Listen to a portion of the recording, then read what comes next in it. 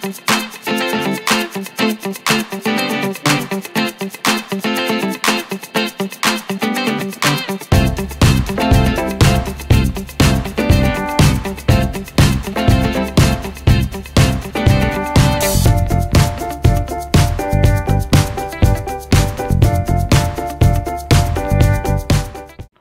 Producer director இந்த unit வந்து ரொம்ப கொடுத்து வச்சவங்க.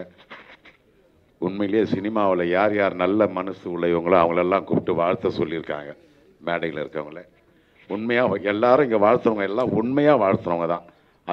ராமநாதன் சார், காற்றகட்ட Prasad sir, Tamilmani sir, Pavithran sir, Pandian sir, பிரைஸுடன் நளினி அம்மா, நம்ம ஜாக்குவார் அவர்கள் எல்லாமே நல்ல மனசு கொண்டவர்கள்.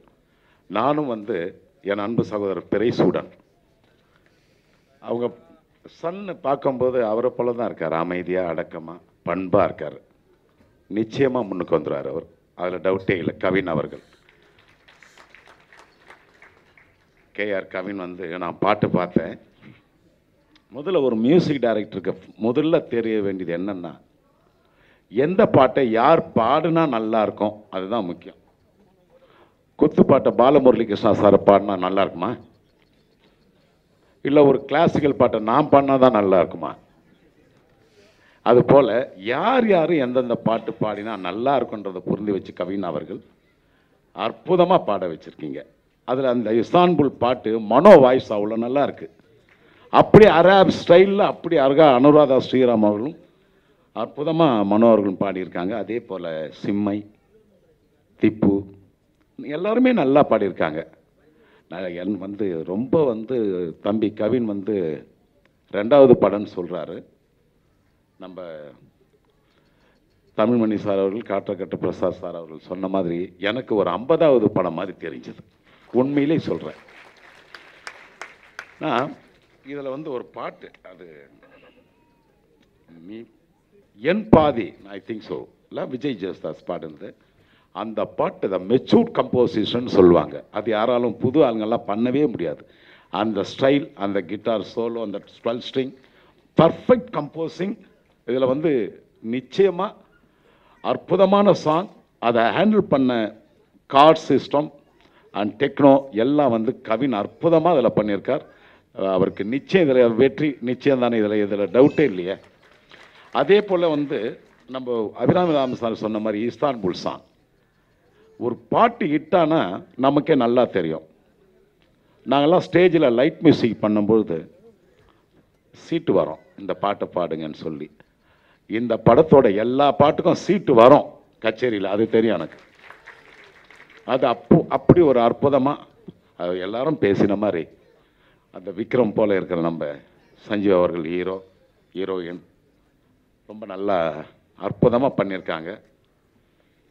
கமலா தியேட்டர் ஒரு அற்புதமான ஒரு சிஸ்டம் வச்சு இப்போ புதுசாக அற்புதமாக இருக்குது. Sound system, cameraman, editor. இது ஒரு நம்ம விஜயமூர்த்தி சொன்னார், எடிட்டர் வந்து ரொம்ப ஸ்லோவாக வராருன்னு. அவர் தான் படத்தையே பாஸ் பண்ணுறவர். ஆனால் அவர் நடக்கிறது ஸ்லோவாக இருந்தார்.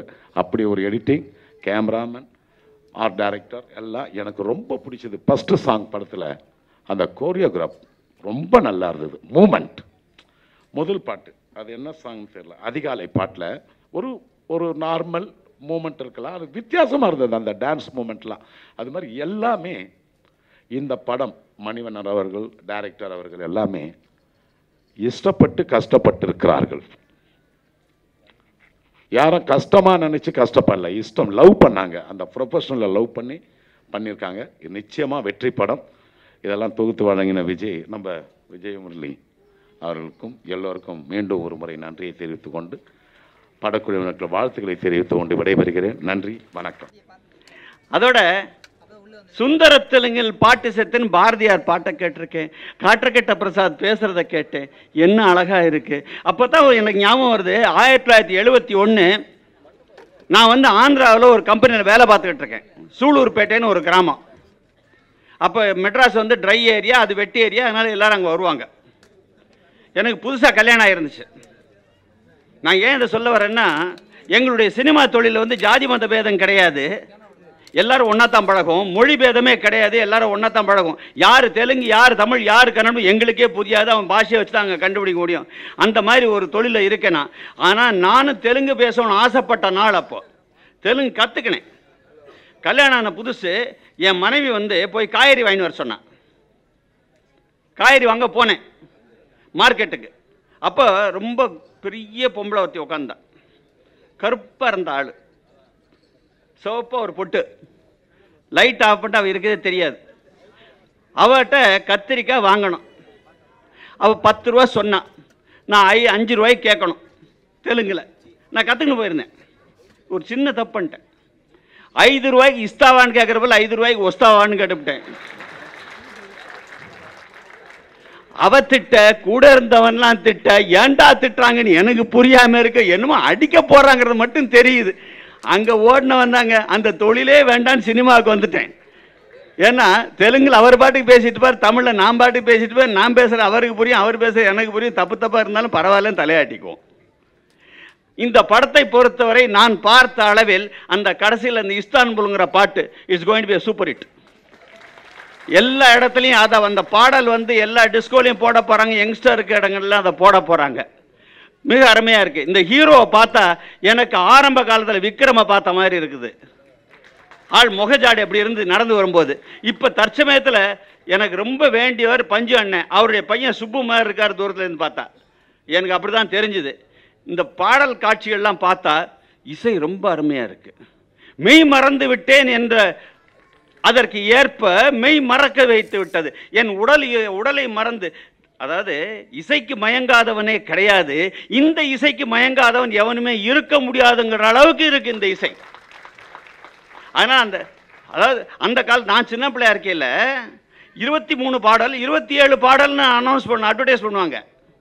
அப்போ ஒரு நல்ல விஷயம் பண்ணிக்கிட்டாங்க. அதை இப்போ தொழில் நிறுத்திவிட்டாங்க. இந்த படத்தில் அதை ஆரம்பிக்கணும்னு கேட்டுக்கிறேன். சின்ன பாட்டு புஸ்தகம் போடுவாங்க, அந்த லிரிக்ஸ் என்னன்னு தெரிகிறதுக்கு. அதை கையில் எல்லாருக்கும் 10 பைசா விற்பான். அப்போ அதை இப்பவும் ஆரம்பிக்கலாமே, இப்போ இலவசமாக கொடுக்கலாம். எவ்வளோ விளம்பரத்துக்கு பண்ணையில் அதோட ஆள் பாதி ஆடை பாதிங்கிற மாதிரி இந்த படம் தயார் பண்ண நான் கேட்டுக்கொள்வது, தயவுசெய்து விளம்பரத்தை நன்றாக பண்ணுங்கள்.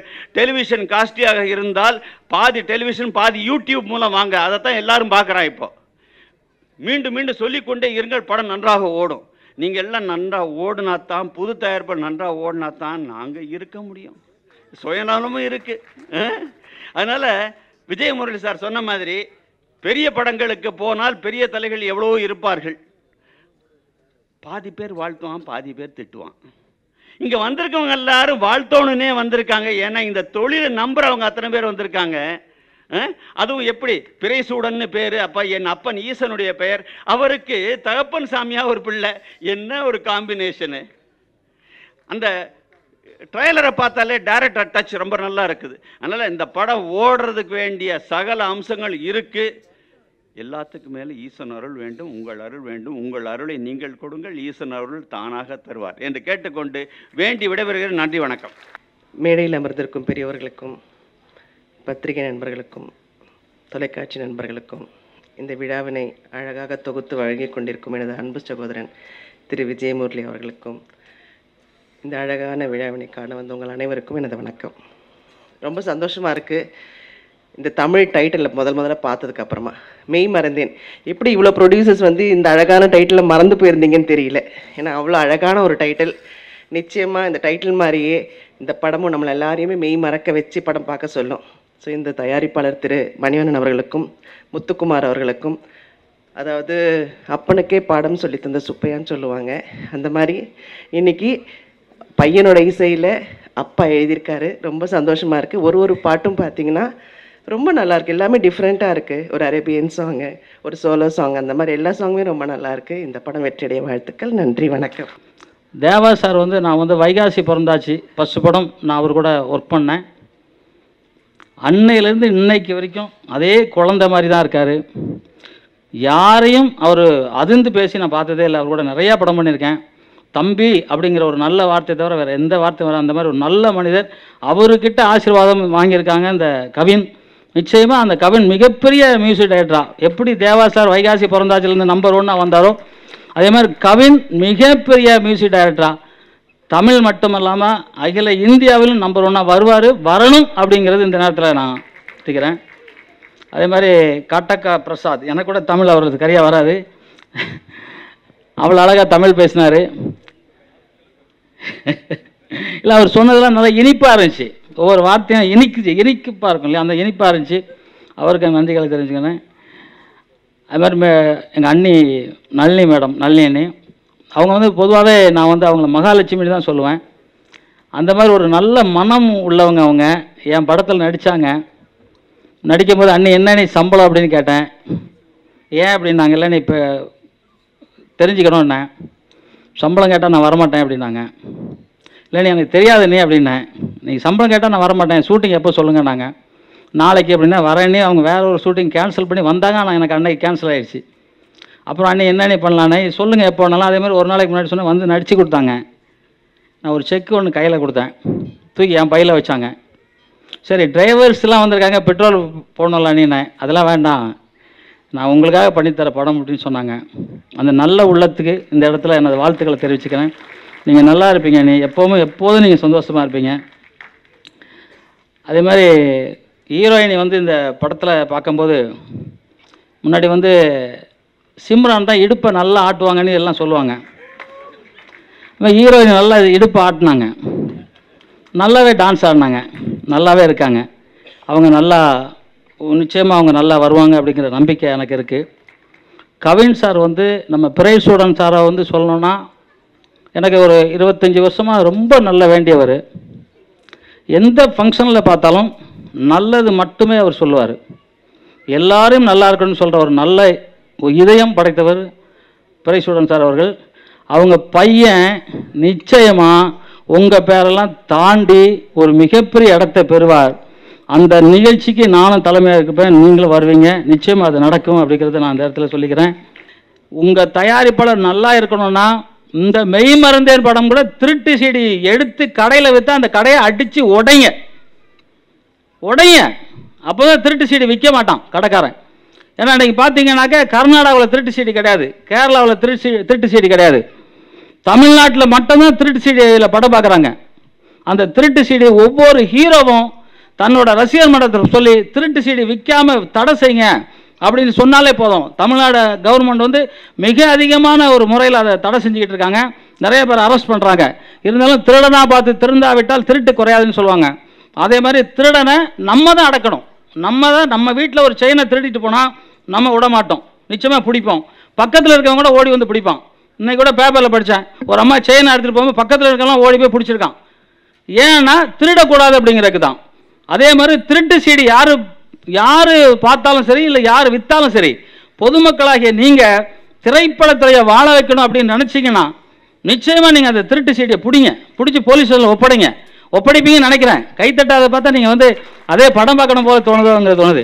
பார்க்க தோணும், பார்க்காதீங்க. திருட்டு சீடி பார்க்குறது மிக மிக ஒரு கொடுமையானது. நிறையா ப்ரொடியூசர் தற்கொலைக்கெல்லாம் முயற்சி பண்ணியிருக்காங்க. படம் ரிலீஸ் ஆகிறதுக்கு முன்னாடி திருட்டு சீடி வெளியே வந்துடும். அதனால் நீங்கள் வந்து எப்போ நீங்கள் படம் எடுத்தால் என்ன நினைப்பீங்களோ அதை நினைங்க. நிச்சயமாக வந்து நான் திருப்பியும் எல்லா ஹீரோக்களுக்கும் வேண்டுகோள் விடுறது என்னென்னா, இந்த திருட்டு சீடி ரசிகர்கள் பிடிச்சாலே திருட்டு சீடி ஒருத்தன் விற்க மாட்டான். பெங்களூரில் ஒரு வாட்டி திருட்டு சீடி எடுத்துச்சுன்னு சிவன் அவங்க ரசிகர்கள் வந்து கடையை கொளுத்திட்டாங்க. பேப்பர்லாம் கூட படிச்சிருப்பீங்க. அதுக்கப்புறம் பார்த்து அவங்க திருட்டு சீடியை நம்ம விற்கணும் அப்படின்னு விற்கிறதில்ல. அதனால் திருட்டு சீடி விற்காமல் என்ன நடவடிக்கை எடுக்கணுமோ மக்களும் முயற்சி பண்ணணும். ஏன்னா சினிமாவில் வந்து புரட்சித் தலைவர் எம்ஜிஆர் அவர்கள் இன்றைக்கி சினிமாவில் வந்து தமிழக முதல்வர் ஆனாங்க. தமிழ்நாட்டை எப்படி செல்வ செழிப்பாக வச்சுருந்தாங்க, இன்றைக்கி புரட்சித் தலைவர் அவர்கள் முதல்வராக இருக்காங்க, எப்படி செழிப்பாக வச்சுருக்காங்க. அதே மாதிரி சினிமாவிலேருந்து வந்தவங்க இன்றைக்கி தமிழகத்தை ஆள்ற அளவுக்கு இருக்கிறாங்க. அதனால் திருட்டு சீடியை நீங்கள் ஒழிக்க நீங்கள் எல்லாரும் உதவி செய்யணும்னு கூறிக்கொண்டு விடைபெறுகிறேன். நன்றி, வணக்கம். வாழ்க தமிழ், வெல்க தமிழ். மெய்மருந்தன் திரைப்படத்தின் பாடல் இசை வெளியீட்டு விழாவிற்கு வருகை தந்து சிறப்பித்துக் கொண்டிருக்கும் மேடையில் இருக்கும் பெரியவர்களுக்கும் மற்றும் அனைவருக்கும் பத்திரிகை நண்பர்களுக்கும் என்னுடைய காலை வணக்கத்தை தெரிவித்துக் கொள்கிறேன். எல்லாரையும் கம்மியாக நாங்கள் முதல்ல நிறைய பேசணும்னு நினச்சிருந்தோம். மற்றவங்களாம் பேசுகிறோன்னா நாங்களே முடிவு பண்ணிட்டோம் எப்படி பேசணுமோ அப்படி பேசணும். இந்த படம் மெய்மருந்தன் டைட்டிலுக்கு ஏற்ற மாதிரி பாடல்கள்லாம் ரொம்ப பிரமாதமாக இருந்தது. மெய்மருந்து அந்த பாட்டை நாங்கள் ரசித்தேன். அதே மாதிரி இந்த படத்தில் குறிப்பாக கேமராமேன் அவர்கள், அண்டு பாடலாசிரியர் அவர்கள் ரொம்ப நல்லா பண்ணியிருக்காங்க. என் தம்பி இசையமைப்பாளர் புதிய 2வது படத்தார் இதுவரைக்கும் கவின் அவர்கள் ரொம்ப அருமையாக பண்ணியிருக்காரு. அதுலேயும் குறிப்பாக அவரே சொன்ன மாதிரி என் பாதி நீதானடி ரொம்ப பிரமாதமாக இருக்கும் அந்த பாட்டு. அந்த மீரா படத்தில் ஓ பட்டர்ஃப்ளைன்னு அந்த விக்ரம் வருவார், அதே மாதிரி தம்பி ஹீரோவும் கிட்டத்தட்ட அந்த விக்ரம் ஜாடியா லைட்டாக இருக்கார் அவர். இந்த ஹீரோனி நல்லா அழகாக இருக்காங்க. இந்த படத்தில் வந்து கிட்டத்தட்ட ஒரு பாடல் இசை வெளியீட்டு விழாவோட சேர்த்து படத்தினுடைய வெற்றி விழாவையும் வந்து ஒரு பாதி முடிச்சிட்டாங்க. இங்கே மீதி பாதி வந்து மக்களுடைய ஆதரவோடு இந்த படம் நிச்சயமாக மாபெரும் வெற்றி பெறும், வெற்றி பெற்ற தீரும். அதன் பிறகு நடைபெறும் இந்த விழாவில், வெற்றி விழாவில் இதே மேடையில் இருக்கும் பெரியவர்களை அழைத்து சிறப்பிக்கும்படி கேட்டுக்கொண்டு இந்த படம் வெற்றி பெற இறைவனை வேண்டி வாழ்த்துகிறேன். நன்றி, வணக்கம்.